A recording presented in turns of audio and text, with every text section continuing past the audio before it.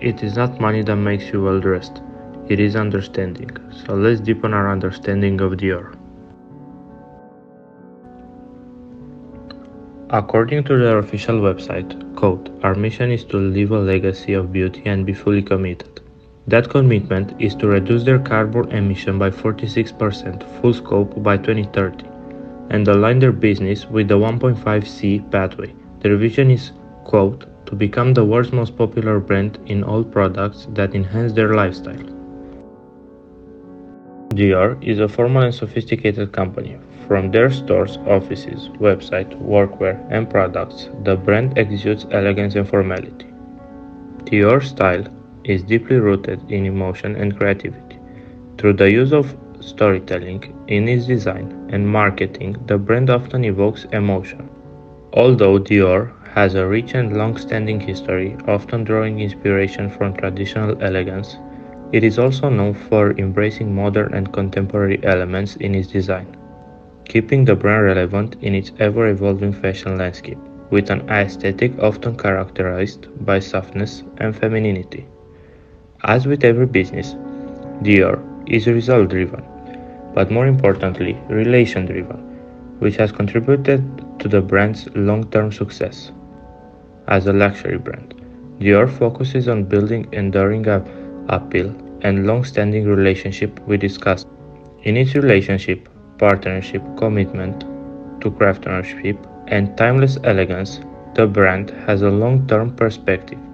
Being a luxury brand, Dior positions itself with its exclusive and high-priced products. Its haute couture and limited edition create a sense of inaccessibility. Like most luxury brands that cater mainly to women, Dior was created and run by men for the longest time.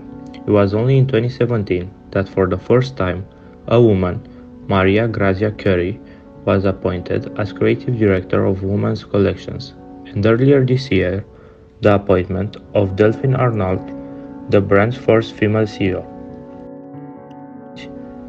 According to Emmanuel Favre, the head of HR in the Paris headquarters, 69% of the organization heritage is made up of women.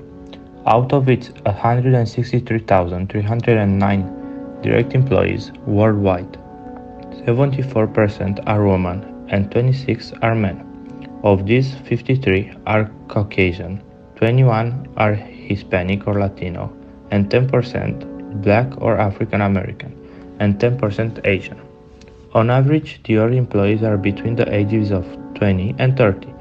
Even with these scores, Dior still has a long way to go taking into account other factors like disabilities.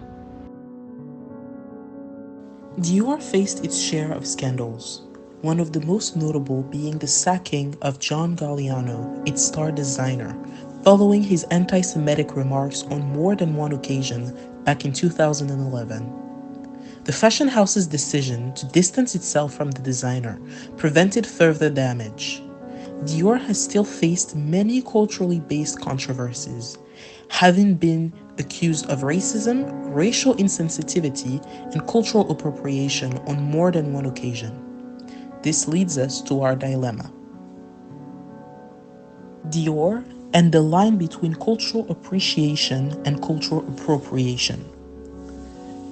On one hand, Dior wants to show appreciation and showcase the beauty of different cultures.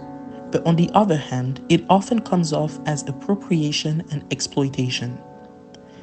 For years now, the fashion house has been drawing inspiration from cultures all around the world. With the force of cancel culture these days, the discussion around cultural appropriation has become a lot more delicate. There are watchdogs waiting to pounce on any misstep. For example, there's the infamous 2020 Dior cruise show in Morocco. The brand always had a close relationship with the country. However, it is always dangerous for a European luxury brand to sail over to a continent with colonial history. The culture being supposedly appreciated often feels like it's being robbed of parts of it without visible recognition. This accusation is often made against cultures like the French, with a long standing history of dominance and colonizing. But does this mean that one brand shouldn't reach out to create something beautiful from two different cultures? Despite the backlash in this example, we can still appreciate Dior's carefulness and awareness, involving the right people in the production to try to find middle ground. Let's try to reconcile both sides of this dilemma. In the first extreme, Dior completely disregards the other culture's heritage by totally appropriating and exploiting it. In this case, the only thing that matters is their self-interest. On the other hand, an excessive appreciation can lead Dior to the point of losing its own identity and culture. Coming from a brand like Dior's, whose home country is known for its colonial empire, an excess in cultural use, even if it's out of appreciation, comes off as reappropriation over countries and cultures that were once under their dominance.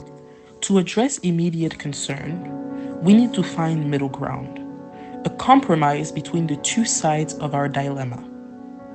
This would mean Dior making a genuine educational effort to better understand the culture that they want to showcase and actively seeking collaboration to ensure an authentic representation.